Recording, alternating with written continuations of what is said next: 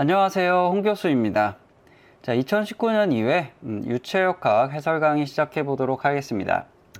자, 첫 번째 문제는 45번. 자, 유량 구하는 문제였어요. 자, 이 문제는 좀 주의하셔야 될 게 뭐냐면, 유량에 이제 Q는 A, V라고 이제 공식을 쓰실 때, 요 단면적을 가지고 요걸 그대로 대입을 하시면은 문제가 답이 안 나옵니다. 자, 왜 그러냐? 유량에 이제 통로가 이렇게 있다 그러면은 유량을 계산할 때 쓰는 요 면적은 요 이제 관 있죠? 관에 대해서 딱 수직한 관의 뭐 진행 방향의 수직한 방향을 기준으로 이제 단면을 자르는 거고, 지금 상황에서는 여기 60도가 이제 30도가 이렇게 기울어져 있단 말이에요. 그래서 여기에 요 이제 수직한 단면의 길이를 먼저 구해야겠죠. 그래서 60cm에 대해서 코사인 30도를 곱하면은 0.52, 그러니까 52cm가 나오고, 여기 보니까 또 이게 원형 단면이 아니라 폭을 주어졌으니까 그냥 직사각형 단면이겠네요.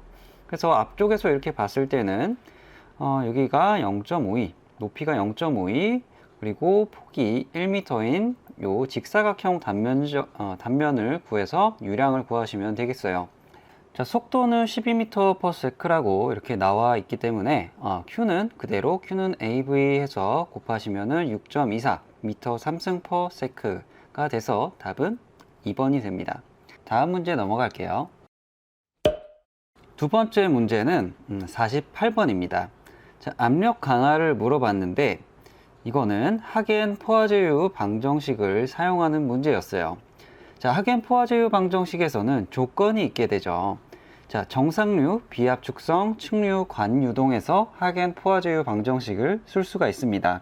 자, 유체가 수평으로 놓인 안찌름, 관이죠. 관유동이고, 자, 30m/s의 평균 속도가 있다는 거는 이게 이제 완전 발달된 정상류 유동이라는 거죠.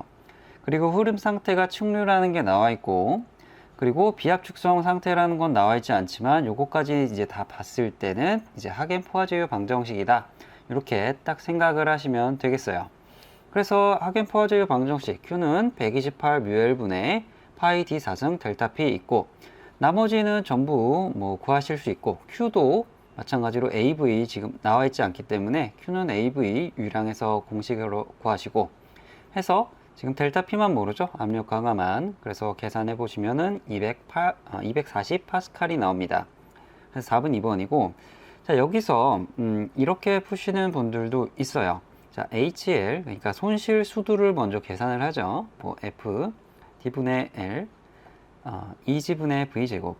나머지는 다 알 수 있는데 지금 옆에 요 F, 이 단면 계수, 손실 계수를 모르죠?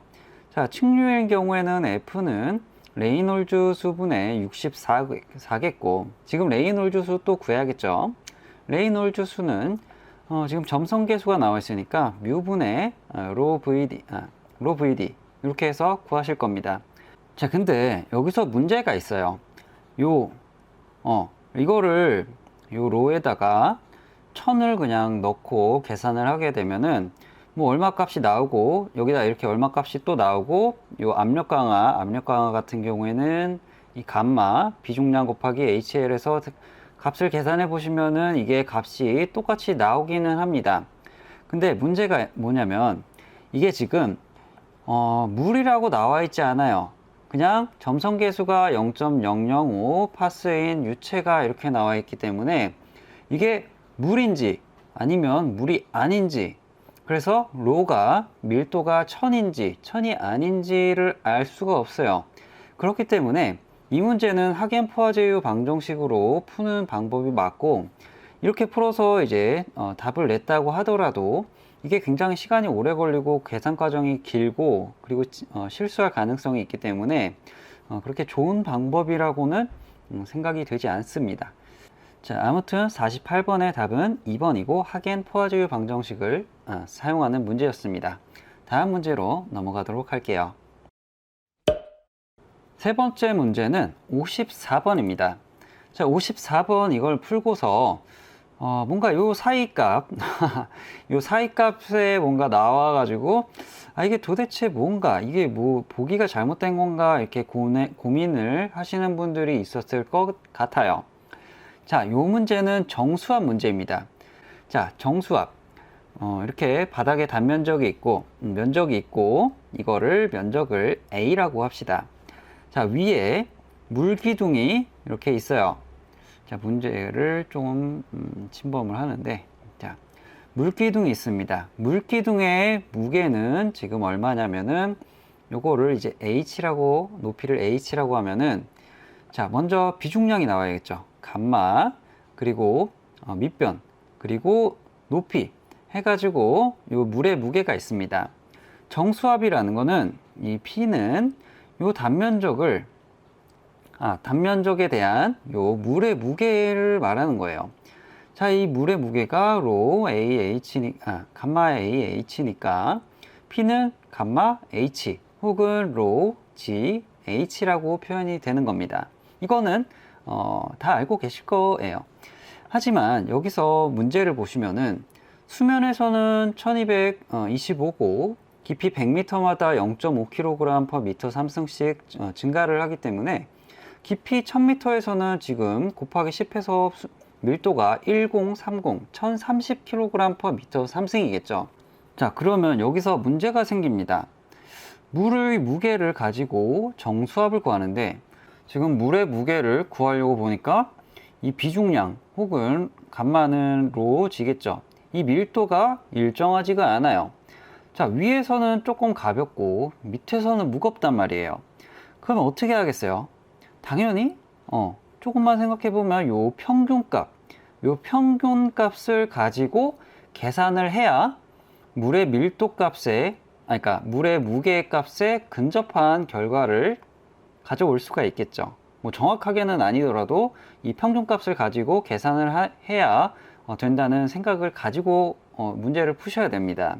정수력 P는 로 GH를 계산을 해보시면은 1080kPa 정확하게 답이 2번이라고 나옵니다. 자, 다음 문제로 넘어가죠.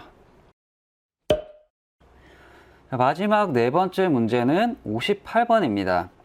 자, 속도 포텐셜이 이렇게 주어지고 정상 2차원 유동에서 유동함수를 물어봤죠.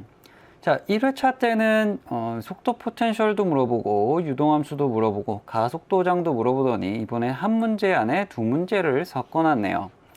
자, 여기서 먼저 아셔야 될 게 속도 포텐셜의 2차원 유동일 때 속도 포텐셜의 정의, 유동함수의 정의를 써놓고 시작을 하시게 되면은 굉장히 쉽게 풀립니다.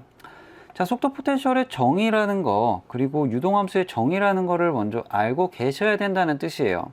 혹시 이런 학생이 있을 수 있어요. 이 유동함수의 정의가 대체 어떻게 이렇게 나오는 거냐 이제 궁금해 하시는 분들이 있을까봐 좀 조언을 드리자면은 첫 번째로 요 편미분 있죠. 편미분에 대해서 인터넷이든 아니면 전공 서적, 그러니까 공학 수학 책을 찾아서든 편미분에 대해서 공부를 하시고, 두 번째는 그냥 검색해 보시면 됩니다. 요 이론에 대해서 공부가 끝나셨다면은 유동함수의 정의, 유도 이렇게 검색을 해 보시면은 나와요.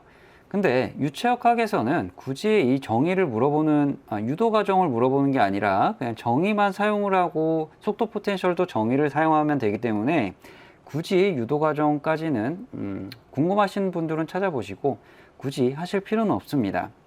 자, 문제 풀어 볼게요. 먼저 정의를 써 놓으시고 그 다음에 속도 포텐셜이 주어졌으니까 u와 v를 구하시면 되겠죠. 그래서 u는 EX 그리고 v는 마이너스 2y가 됩니다. 자, 세 번째는 유동함수의 정의를 먼저 써 놓으시고 그 다음에 요 v가 지금 2y죠. 그래서 2y를 지금 편적분, 그러니까 라운드 psi는 2y 곱하기 라운드 x 여기에 대해서 이제 편적분을 하시게 되면은 psi는 이렇게 psi는 2xy 플러스 c 그리고 밑에 항도 마찬가지로 편적분 하시면은 psi는 2xy 플러스 c고 가장 간단한 유동함수 꼴로 이제 이 합집합 개념으로 해보시면은 psi는 2xy가 나옵니다. 자, 반드시 요게 이제 정확한지 아닌지를 확인하기 위해서는 요거를 이제 유동함수의 정의 그대로 요 편적분을 해보시면, 편미분을 해보시면 됩니다. 자, 요 psi를 가지고 x에다 미분을 했을 때는 2y가 나오는 거 맞죠? 2y가 나오고, 그리고 마이너스 v니까 2y가 나오죠. u도 마찬가지입니다. 자, 유동함수 구하셨을 때는 반드시 역과정, 그러니까 편미분을 다시 해보는 과정을 거치셔야 돼요. 자, 유체역학 해설 강의는 여기서 마치도록 하겠습니다.